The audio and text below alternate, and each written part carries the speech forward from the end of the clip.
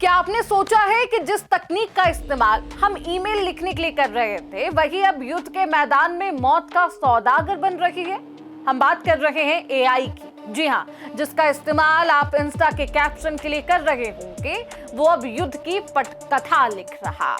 मैं कहूं कि 900 से ज्यादा हमले महज 12 घंटे में किए गए, ये बिना एआई के मुमकिन नहीं था। तकनीक की ये ताकत देख दुनिया दंग है, परेशान। लेकिन सवाल यही है कि क्या हम एक ऐसे भविष्य की ओर बढ़ रहे हैं जहां युद्ध का रिमोट इंसान नहीं बल्कि मशीन के हाथ में होगा? क्या एआई का ये इस्तेमाल मानवता के लिए वरदान है या विनाश की एक शुरुआत? अमेरिका कैसे एआई का इस्तेमाल इस युद्ध में कर रहा है, बताएंगे इस रिपोर्ट में। युद्ध में कैसे मदद करता है एआई, क्या है एंथ्रोपिक का क्लाउड एआई का इस्तेमाल कैसे हो रहा, करेंगे डिकोड। नमस्कार, बहुत स्वागत है आपका। आप देख रहे हैं प्राइम न्यूज का डिजिटल प्लेटफॉर्म और मैं हूं आपके साथ श्रुति अंगद। मिडिल ईस्ट की धरती आज एआई के परीक्षण का मैदान है, टेस्टिंग ग्राउंड। ईरान पर हाल ही में हुए हवाई हमलों में अमेरिकी सेना ने उन टूल्स का इस्तेमाल किया जिनकी चर्चा अब तक केवल टेक कॉन्फ्रेंस में हुआ करती थी। वॉल स्ट्रीट जर्नल की रिपोर्ट के मुताबिक अमेरिकी सेंट्रल कमांड अपनी खुफिया जानकारी जुटाने और टारगेट सेट करने के लिए एडवांस एआई मॉडल्स का सहारा ले रही है। जी हाँ, कैप्शन लिखने के लिए नहीं बल्कि टारगेट को ध्वस्त करने के लिए एआई का इस्तेमाल। जब 12 घंटों में 900 से ज्यादा हमले किए गए तो एक इंसान के लिए हर टारगेट की सटीकता जांचना मुमकिन नहीं है। यहाँ एआई का इस्तेमाल हो रहा, यहाँ एआई काम करता है। ये है सेंसर डेटा, सैटेलाइट इमेजरी और जमीन पर मौजूद जासूसों की जानकारी को मिली सेकेंड्स में प्रोसेस करता है। ये तकनीक ना केवल दुश्मन के ठिकानों की पहचान करती है बल्कि ये भी बताती है कि किस हथियार से हमला करने पर कम से कम नुकसान में ज्यादा से ज्यादा प्रभाव होगा। दुनिया दंग है क्योंकि ये युद्ध अब पारंपरिक नहीं रहा। ये सॉफ्टवेयर बनाम सेना का महामुकाबला है।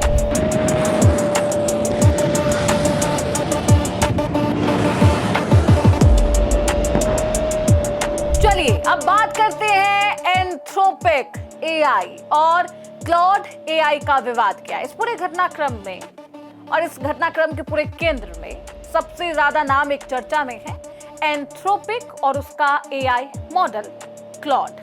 क्लाउड एक ऐसा एडवांस चैटबॉट जो टेक्स्ट जनरेशन, जटिल कोडिंग, डेटा एनालिसिस में माहिर है। इसे ओपन एआई के पूर्व अधिकारियों ने 2021 में इस विजन के साथ बनाया था कि वे सुरक्षित और नैतिक एआई बनाएंगे, लेकिन युद्ध की जरूरतों ने इसे विवादों के घेरे में लाकर रख दिया।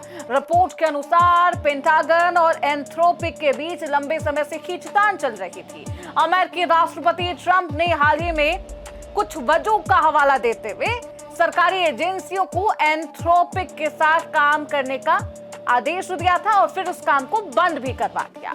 रक्षा विभाग का मानना है कि कंपनी की सप्लाई चेन और उसकी कुछ शर्तें अमेरिकी सुरक्षा के लिए जोखिम पैदा कर सकती थी।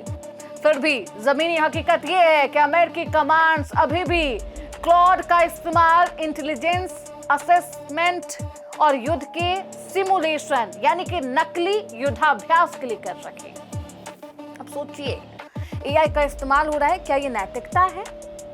एआई से क्या युद्ध में इसका इस्तेमाल करना या उसकी टेक्नोलॉजी का इस्तेमाल नरसंहार के लिए करना, क्या ये सही है या फिर गलत? विवाद की असली वजह आपको बताते हैं और विवाद की असली वजह है एंथ्रोपिक की एथिक्स पॉलिसी।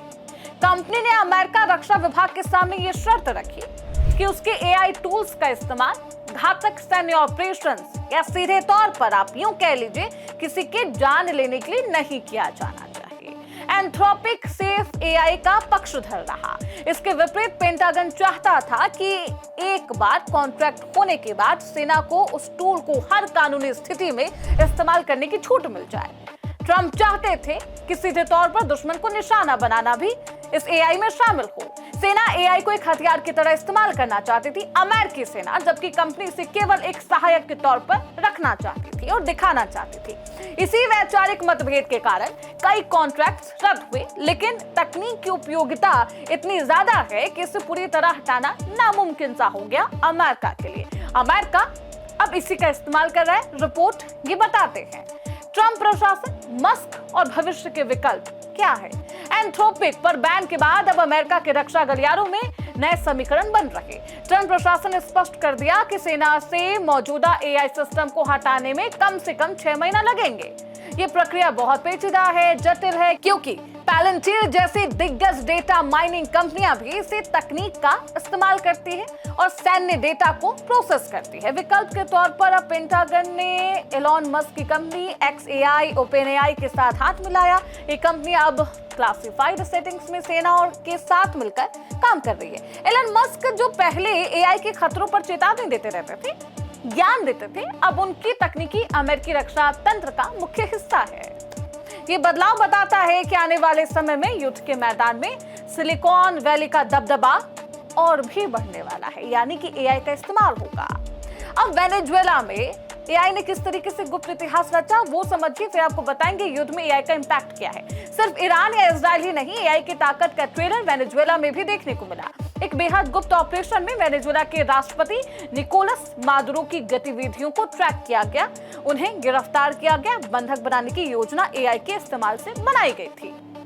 ये इतिहास में पहली बार था जब किसी देश के प्रमुख के खिलाफ सैन्य ऑपरेशन में एआई का इतना गहरा हस्तक्षेप देखने को मिला था। ये साबित करता है कि एआई अब केवल चैट नहीं है या फिर आपके कैप्शन लिखने के लिए नहीं, बल्कि सरकारों को गिराने या बचाने की क्षमता रखने वाला एक टूल बन चुका है, एक साधन बन चुका है। आप सिर्फ कैप्शन के लिए इस्तेमाल कर रहे होंगे, लेकिन अमेरिका इसे युद्ध में इस्तेमाल कर रहा। युद्ध में एआई कैसे काम करता है, ग्राफिक्स के माध्यम से आपको समझाते हैं। सैन्य ऑपरेशन में एआई की भूमिका को 4 मुख्य स्तंभों में समझा जा सकता है। पहला स्तंभ है डेटा एनालिसिस। युद्ध क्षेत्र की हजारों सैटेलाइट तस्वीरों का विश्लेषण करना, ये पता लगाना कि धूल के गुब्बार के पीछे छिपा ट्रैक कोई एम्बुलेंस है या मिसाइल लॉन्चर। सटीक जानकारी एआई आपको सीधे पहुंचाता है। इंटेलिजेंस समरी, युद्ध के दौरान हर मिनट हजारों संदेश दस्तावेज आते हैं। एआई इनका सारांश तैयार करता है, कमांडरों को सटीक जानकारी देता है ताकि फैसले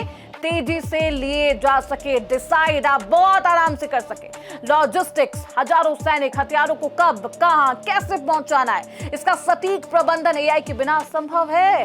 ये ईंधन और रसद की बर्बादी को कम करता है, आपको सटीक जानकारी पहुंचाता है। टारगेट कैसे पहचान रहा है, घने रिहायशी इलाकों में जहां दुश्मन आम नागरिकों के बीच छिपा होता है, यहाँ एआई थर्मल समझिए जो सीसीटीवी कैमरे में होते हैं, यानी कि अंधेरे में भी आप सटीक जानकारी पहुंचा सकते हैं। और डिजिटल सिग्नेचर, ऑब्जेक्ट कैसा है, किस प्रकार का है, उसकी साइज, उसका आकार, प्रकार, पूरी डिटेलिंग जानकारी की जाती है। टारगेट की पहचान डिटेल के साथ दी जाती है और कोलेट्रल डिटेल्स दिए जाते हैं। एआई का इस्तेमाल युद्ध में इस तरीके से किया जा रहा है, इन 4 वजहों से किया जा रहा है। अब समझिए, क्या ये विनाश है या विकास, आप इसे क्या नाम देंगे? आज हम एक ऐसी जगह पर है जहां तकनीक हमारी समझ में बहुत आगे है, लेकिन एआई की $380 बिलियन की वैल्यूएशन वाली कंपनियां आज दुनिया की किस्मत लिख रही। एक तरफ यह तकनीक युद्ध को सटीक बनाकर निर्दोषों की जान बचा सकती है, तो दूसरी तरफ ये युद्ध को इतना आसान और रिमोट कंट्रोल बना सकती है कि इंसान के भीतर से दया की भावना खत्म हो जाए या फिर हमेशा के लिए दफन हो जाए। तो क्या हम उसे कभी वापस ले पाएंगे, उस सुकून को?